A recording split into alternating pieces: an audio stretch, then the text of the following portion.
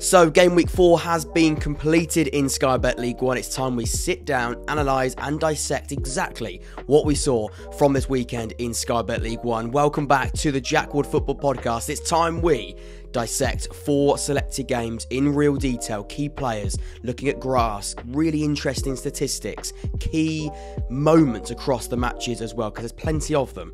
Make sure you do subscribe. On the road to 6,000 subscribers. We're so close, in touching distance. Please make sure you hit that red button. It's free to do so. It helps me out so much. Let's get straight into it, beginning with the first game, Barnsley against Oxford United. So it finishes Barnsley 1, Oxford United 3. The XG is 0.85 to 1.83. 7 days, 6 goals, 9 points. Without trying to get too excited, I am in bloody dreamland. What a week of football for Oxford United. A difficult, edgy game against Carlisle at home last Saturday. 1-0 winners. A fantastic, unexpected result at Pride Park. 2-1 winners. And then yesterday against Barnsley, last season's playoff finalists, 3-1, and outplayed them for large parts of the game. Simply wonderful. Let's touch on Barnsley first and hit on that perspective first and foremost. In the bluntest sense possible, Barnsley looked very, very lost and confused about exactly what they're trying to do. And they had a 7-0 win against Port Vale on the opening day of the season, and there was a very, very clear game plan there. And we'll come on to that in just a few moments' time. But it looked very, very different. And it looked very, very confusing. And I come back to that word lost. It's quite a big word, quite a statement. But those players did look lost for large parts. How are they trying to play? What are they trying to do? That's the question I think Barnsley fans, and it looked like players, and hopefully not, but even managers, and the manager, Neil Collins, is going to have to answer after this game and when reflecting on this match. Wayward long ball. And we know Michael Duff, the ex-Barnsley manager, has now gone to Swansea in last season. Great success at Barnsley. Very, very direct. High press, but very direct. Hit the focal point of Devante Cole. Of course, James Norwood was there as well at the time. He's not anymore. Devante Cole is still there. And you could almost see that is what they're trying to still do.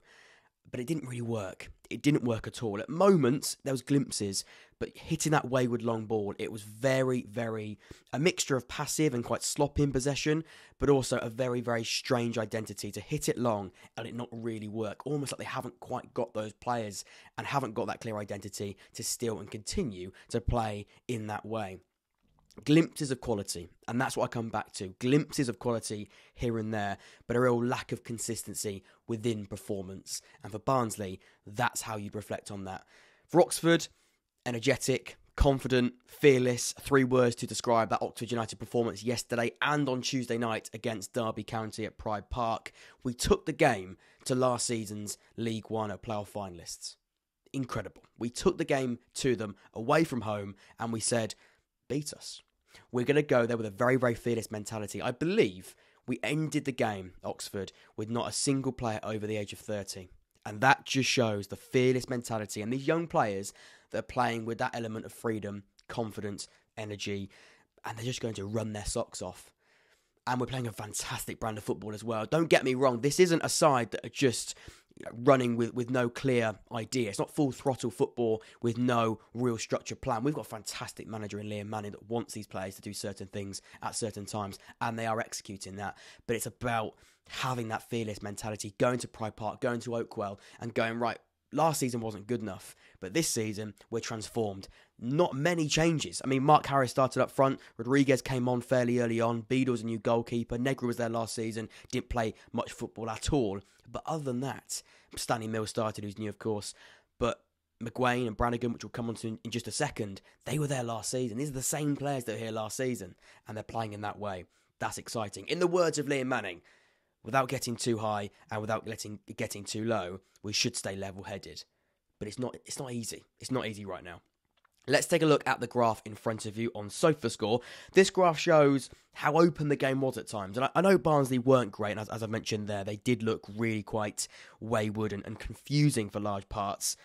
Importantly, though, Oxford were better within them, and we had to really edge Barnsley on quality of chances. I think we did. Devante Cole had a really good chance in that second half, along with Mark Harris, which you thought we'd be living to regret that, because literally about 5 minutes later, Barnsley went up the other end and made it 2-1, squeaky bottom time. But you can speak about this graph here. It was open. There were moments for both sides, and we knew that. Barnsley don't have to be great. They can still create chances. They still got quality in that side, and they are the home side.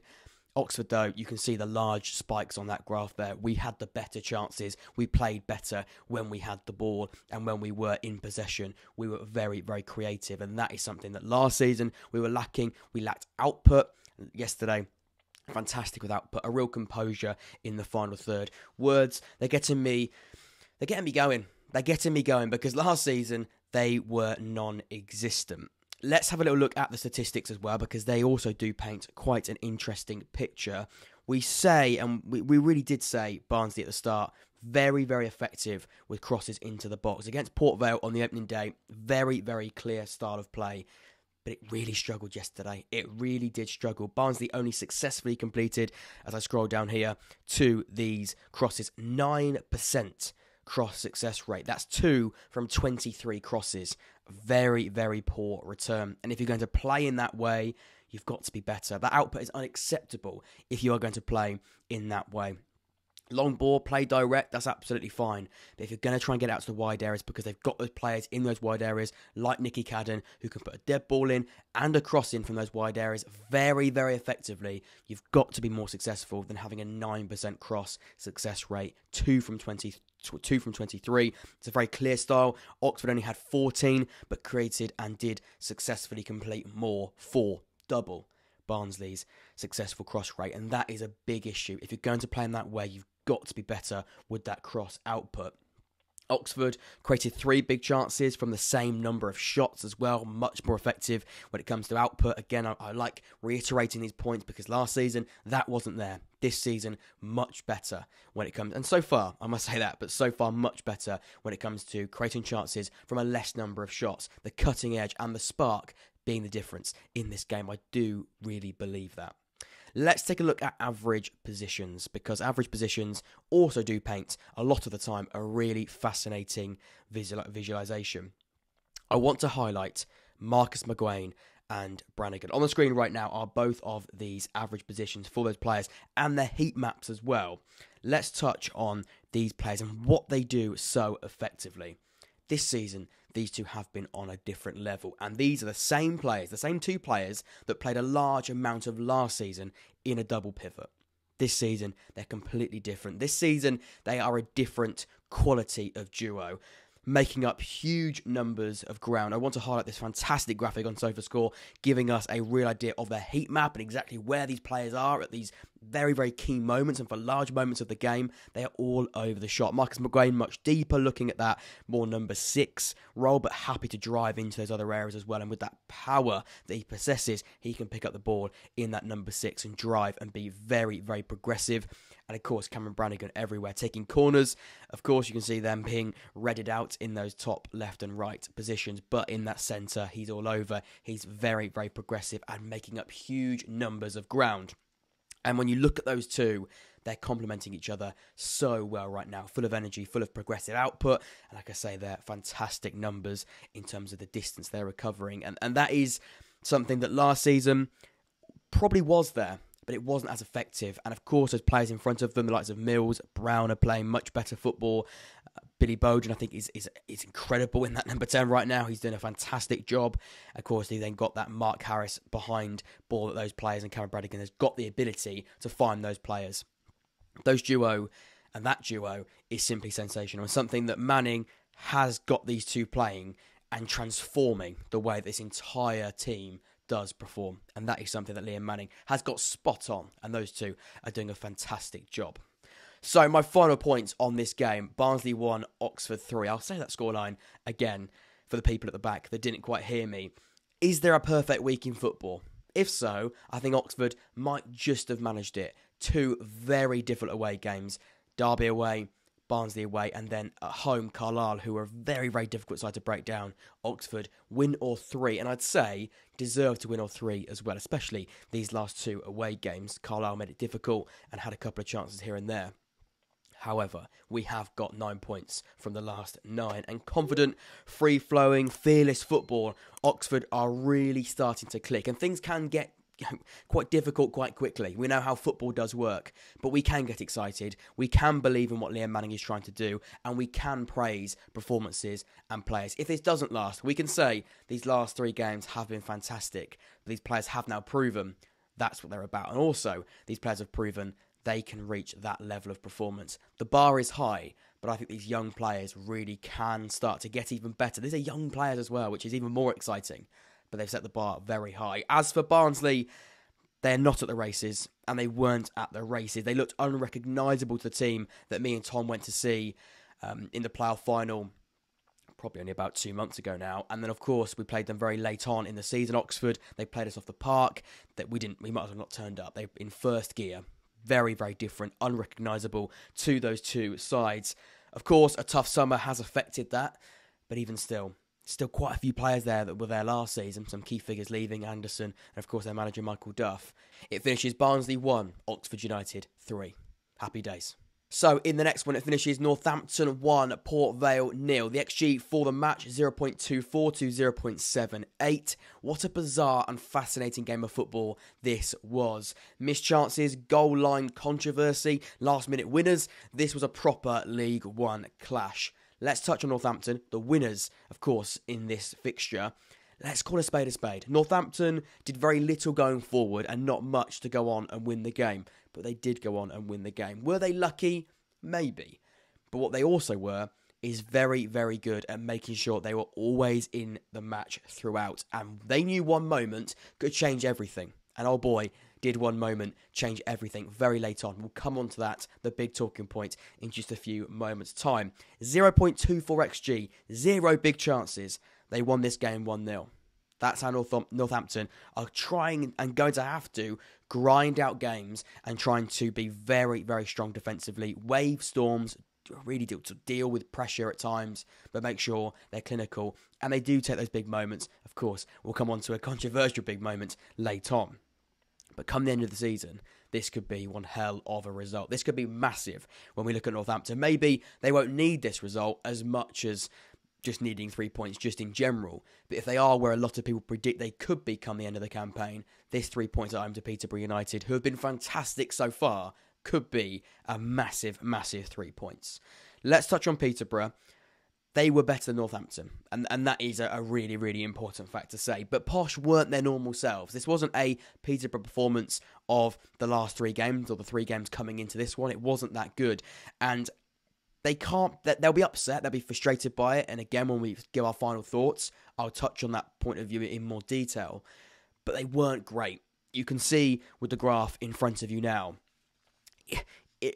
it was a very, very patchy game, and that's how I would describe it. I'm making those funny noises there to sort of try and find the best word to describe it. It was patchy, with neither side looking great at all. It was very strange. Peterborough were very harshly punished when they weren't bad, but they weren't good. They were pretty average, and that's why they're going to feel really quite hard done by, because they were punished quite harshly with a moment late on.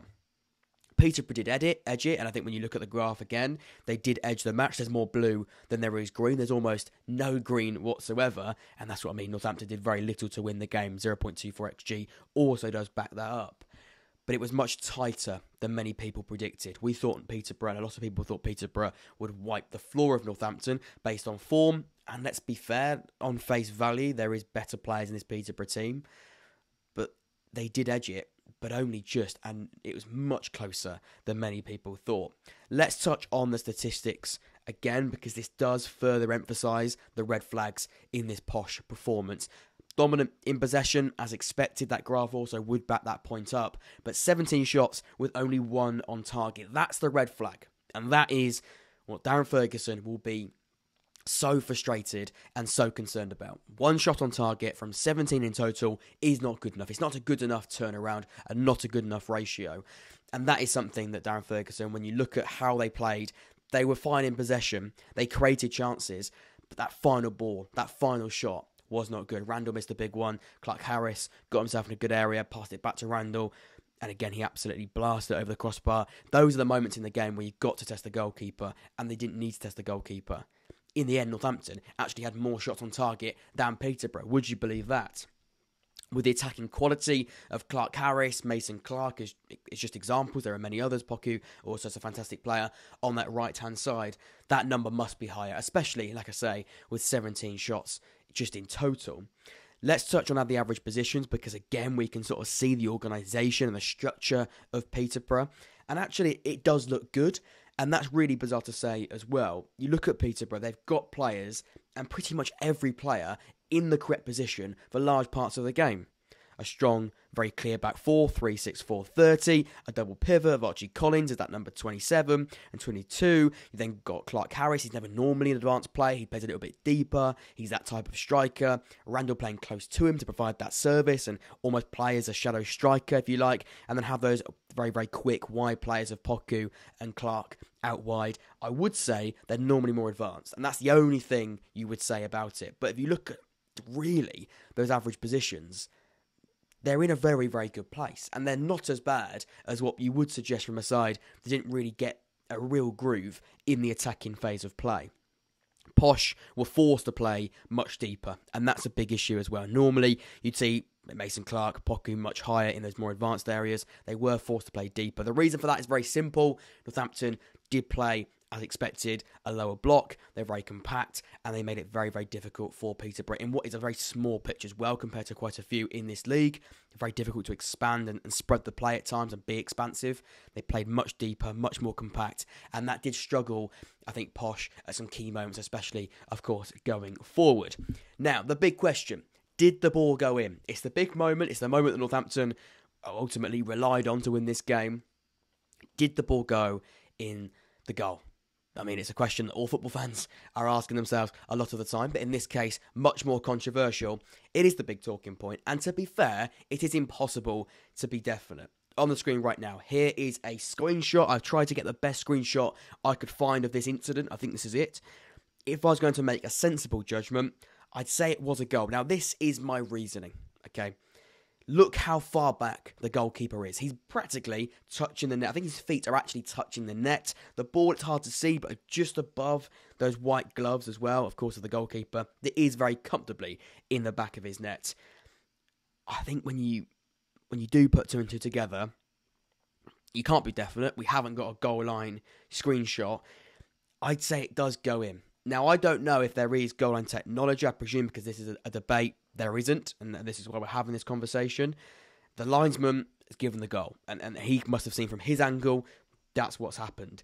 But from that screenshot, I'd say it probably did go in. And that's what I mean about Northampton being very, very good at staying in the game, staying in the match, and knowing that one moment could change absolutely everything. Let me know in the comments below, did that ball go into the back of the net? Peterborough fans, try and be fair. Northampton fans, try and be fair. And anybody else, you're welcome to give your opinion. Of course, that's what we're about here on the Jack4 Football Podcast. Final thoughts when reflecting on this game. For Northampton, it's one hell of a result. And like I say, come the end of the season, regardless of their position, but more so if they're in the lower part of this table, this could be a fantastic 3 points, and one where they did have to weather the storm slightly, but stayed in the game, and that is what these sides are going to have to do. Peterborough, not at their best going forward, not at their best defensively, didn't really have to be fazed by much, and then one moment that wasn't really their fault goes into the back of the net, controversially. But they weren't at their best. They weren't at those levels of performance we've seen in the 3 games prior to this one. Peterborough will be left disappointed with a below-par performance and a below-par result as well, especially when comparing to the previous results. And perhaps they'll be very frustrated by the incident that does, obviously, define and decide the game. Interesting stuff. Lots of controversy, lots of debate. Welcome to Sky Bet League 1, everybody. It finishes Northampton Town 1, Peterborough United 0. So next up, Charlton 2, Port Vale 3. The XG for the match, 1.76 to 2.15. After a 7-0 opening day defeat to Barnsley, Port Vale are now 3 games unbeaten. As for Charlton, it's 3 straight league defeats and individual mistakes proving costly and being their biggest letdown once again. Touching on Charlton first and foremost and their point of view on reflection, Port Vale's second and third goals are defensive nightmares. Individual mistakes from defenders and from certain players are the biggest problem and make this just a nightmare. An absolute nightmare. A mixture of flat-footed defending, clumsy errors from Charlton players. That's the reason why they lose this game of football. As for Port Vale, talk about sniffing out potential opposition mistakes and punishing them. They were fantastic at that yesterday. The resilient mentality shows just how different this side is compared to the one we saw on the opening day against Barnsley, where they got thumped 7-0. A completely different shift in mentality. It's fantastic to see from a Port Vale perspective. Let's go straight to the graph, and the graph over on SofaScore. It does show very clearly where it all went wrong for Charlton and the moment in the game where things just went completely wrong and where Charlton lost their way. Quickly after half time, they were punished for that as well. And in the space of a minute, they went from winning to losing the game. 1 minute, 2 goals, 55 and 56th minute. It was disastrous. Again, that at one point looked so comfortable as well. Getting that early goal, getting that penalty. Alfie May at the Valley, early, quick starts at home.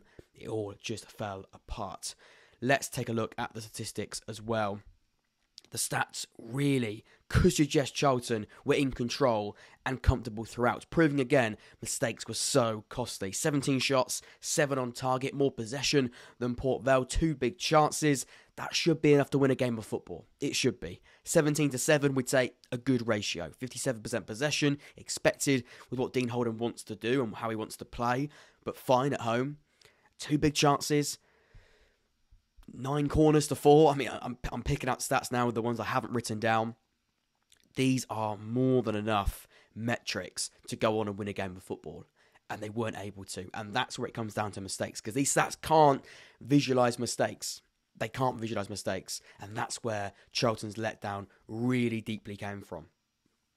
Port Vale were clinical. And that is really important to say as well. Composed in front of goal. That goal will come to in just a second. The second goal was a fantastic finish, a mistake, but a great finish. But they were clinical, 3 goals from 5 efforts on goal. It's just fantastic. And again, it's very, very different to what Port Vale were showing us 3 games ago. And that's how a week, or 2 weeks of football, should I say, does change absolutely everything.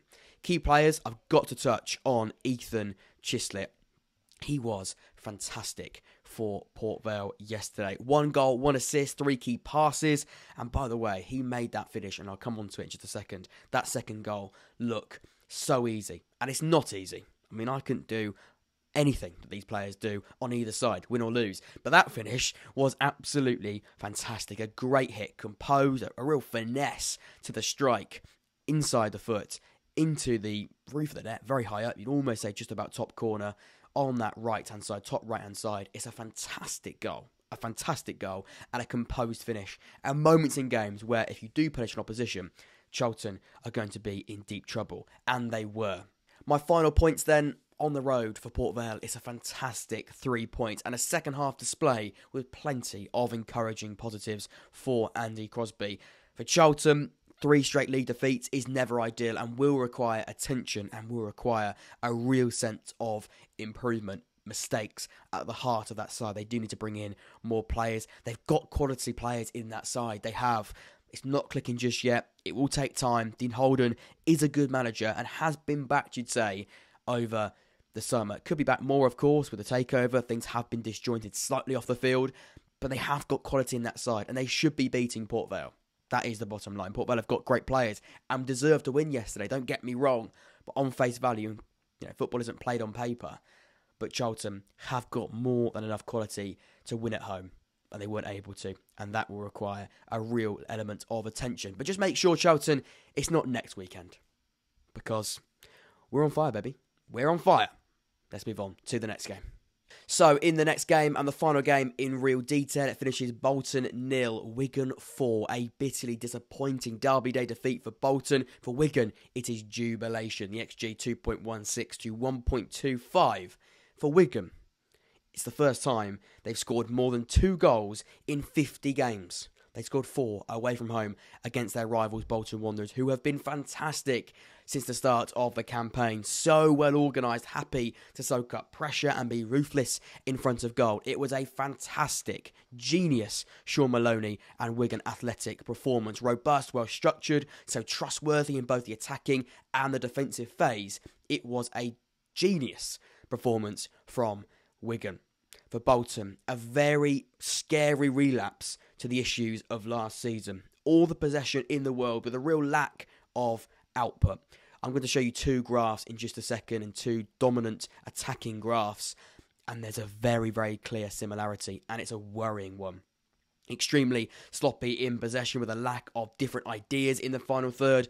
They looked like a side that were playing plan A, and if plan A didn't work, there was no other way of attacking and being different and trying to beat Wigan in an alternative manner. And that is a stubbornness that Ian Evatt has worked very, very well on and has seen real quality out of. But at times in this one, it did not work whatsoever. Very one-dimensional throughout, and I'd say proved very costly in this match. A real sense of naivety at the back as well, especially for that 4th goal. I watched this game, by the way. I'm sad. I was a Wanderers TV subscriber, and I watched it and I thought, that 4th goal was horrendous. I could have watched the highlights to see that. I know I could have done, but I watched the entire game. That 4th goal was very, very naive, schoolboy defending, and a side that almost looked like they haven't been used to defending for large parts of the season so far. And maybe that has been correct, but that 4th goal was shambolic. Let's touch on the graph in front of you here. It clearly shows Bolton's domination, but it also visualises the ruthless nature of Wigan in front of goal. Here is a very similar graph. Here is the comparison that I was talking about just a second ago. 2 very similar graphs. The top graph is the one from yesterday against Wigan. The bottom graph is a game last season between Bolton and Accrington that finished 1-0 to Accrington Stanley. Now, Wigan will be and were better than Accrington in this game, and I can solely say across the season. I'm not going to compare those two. There's no issues and no controversy in saying that. But it does show all of the possession for Bolton, all of the domination, putting a side on the back foot, but no output. No output whatsoever. And look, they've had 3 fantastic games, and this, importantly, can't derail their season and shouldn't derail what has been a fantastic start to the campaign. However, this is a very, very scary relapse, and like I say, can't continue going forward. It also shows how good Wigan were in those attacking moments and their continued trait to sniff out opposition mistakes. We saw it on multiple occasions against Derby County, only, the opening day, so 2 weeks ago. They were great at sniffing out potential issues and, again, mistakes from individuals. And Bolton, they were very, very sloppy, did make mistakes a lot of the time, and Wigan were fantastic at clearing up and making sure the opposition did get punished for making those mistakes. And that is what Wigan have been fantastic at. And again, that organised, robust nature is working wonders so far this season. Let's move to the stats, again painting a really interesting picture. Only 4 shots on target from 20 further emphasises that struggle in front of goal for Bolton Wanderers. Less shots on target compared to their opposition. And of course, Bolton had 9 more shots. 63% possession. So happy to have the ball. Again, classic Ian Evatt. Wants his side to dominate. Wants his side to be in control of the match throughout. You've got to have something at the end of it. You've got to. Wigan were great, but Bolton toothless at times. And for the majority of the game, I'd say all of the time in this fixture. 4 goals from 5 shots on target is exactly the edge that Bolton were missing, you'd say. And of course, that sturdiness at the back. Let's move to the average positions, because as always, the average positions do paint a really interesting picture. And you can see by looking at them, Wigan's attacking plan is very clear and effective. And that is something that Bolton could not get a grip of. Charlie Wycombe playing as that deeper focal point, number 9 there, very close to number 26. Of course, is Adiko. Again, number 8, Matthew Smith. But you've got Callum Lang, who is actually playing as a number 10 in the lineup. But he's much higher than Charlie Wycombe because he's got that pace, he's got that ability to play in behind with Humphreys. Also number 11, who had a fantastic game. We'll come on to him and how good he was as a key player in this match in just a second. But those quicker players, if you like, playing that advanced, getting behind type of role. Charlie White happy to come deep, to collect the ball, be that hold-up play, and then distribute the ball to those quicker players that can really go at and get in behind that Bolton Wanderers defence, and played a key role in winning this match. And speaking of Stephen Humphreys, what a game he had. His electric pace was game-changing once again, bagging twice along the way too. Coming into this game, Humphreys had the highest number of successful dribbles in the league, averaging 5.7 over 3 games. Coming into this match, he was lightning on that right-hand side, and he continued that fine form in this game. In 70 minutes of football, he got 2 goals from 2 shots on target, 1 key pass, and won the most duels out of any other player on the pitch. A winger winning the most duels, winning a total of 8. A fantastic, lightning performance from Stephen Humphreys, and again with a fantastic output with goals and assists to be there along the way as well. Incredible, and he's had a great start to the season, and he continued that fine form in this game and played a crucial role in Wigan, earning all 3 points against their rivals. When reflecting and giving my final points on this game, it's a disturbing bump in the road for Bolton after such an emphatic start, but it can't be the reason why their season is derailed. They can't let this bitterly disappointing Derby Day defeat be the reason why all of the hard work in the previous 3 games just falls on its backside. For Wigan, it's Derby Day delight, as mentioned right at the start, and another brilliant performance from Wigan Athletic. I got them very wrong. at the start of the season, and so far they have proven me very, very wrong. A fantastic game plan executed perfectly, and of course Wigan now do move out of the bottom 4, and even more importantly, do now have a positive points total. Fantastic stuff for Wigan. Everybody involved with that football club should be very proud, because so far it has been a great start to the season as they wipe the floor of their rivals and a Bolton side that were in fantastic form coming into this game. It finishes Bolton 0, Wigan Athletic 4. Let's go around the grounds. So around the grounds we go then. It finishes Shrewsbury 0, Lincoln City 1. A great result on the road for Lincoln. Carlisle 0, Exeter 2. Another fantastic away result for Exeter. Cambridge United 2, Bristol Rovers 0. Cambridge at home once again now top of the table. Cambridge are on fire and starting the season as they usually do in fantastic fashion. Wycombe 0, Burton 0, Pompey 0, Cheltenham 0. Not a good result for Pompey, of course. Tom did put on Twitter that unbeaten run does continue. 0-0 though at home to a side that haven't got a single point so far this season, or didn't going into this game. Wasn't a great result. Blackpool 0, Leyton Orient 0, Reading 2, Stevenage 0, and of course Derby 1, Fleetwood 0 as well. That is all of the games. Please make sure you do leave a like and subscribe. Lots of tactical elements we've dissected from this weekend in Sky Bet League One. Hopefully you did enjoy it. Please make sure you do leave a like and subscribe. Until next time, I've been Jack. This has been the Jack One Football Podcast, and I will see you all very, very soon. Take care. Subscribe.